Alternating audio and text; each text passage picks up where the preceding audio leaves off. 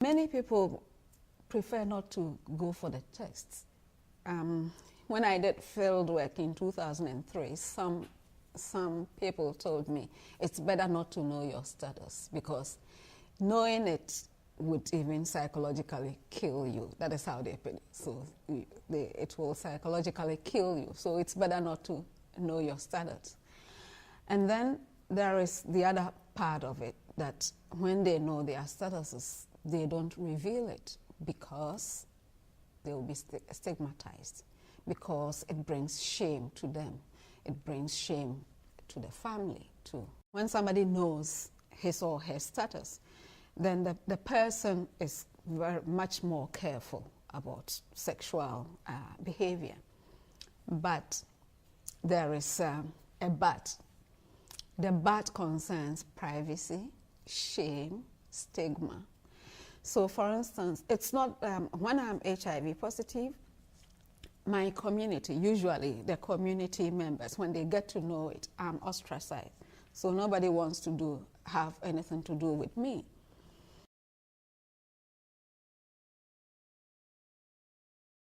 Sexuality is not easily discussed in Ghanaian societies.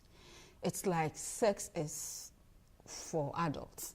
Sex is, in the past, it was mostly for procreation, in order to start a family.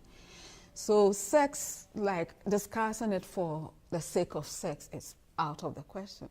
And if you are more open with sex, you are viewed more often than not as wayward.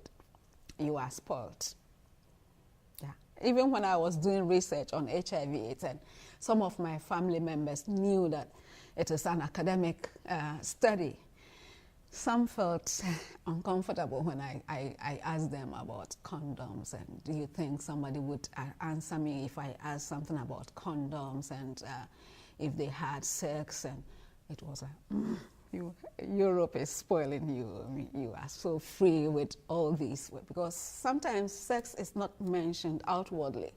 And in HIV, these are kind of discourses that come up. You can't hide them in any way. You can't blur them in any way. You have to be more open so that people would understand it better in order not to fall victim or become ignorant about certain things.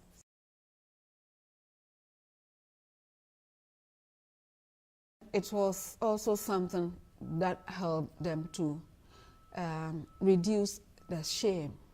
Because if, for instance, if I feel a bit uncomfortable talking with you as my counselor, I mean, about certain things, somehow they felt a bit relaxed, or less of the burden of shame when you are talking on phone and you don't see the person. Because sometimes, you know, even bodily reactions, facial expression could prevent somebody or could tell somebody, oh, this is how he or she regards me. So these were the kind of things that mobile phones were acknowledged to have helped in the sector.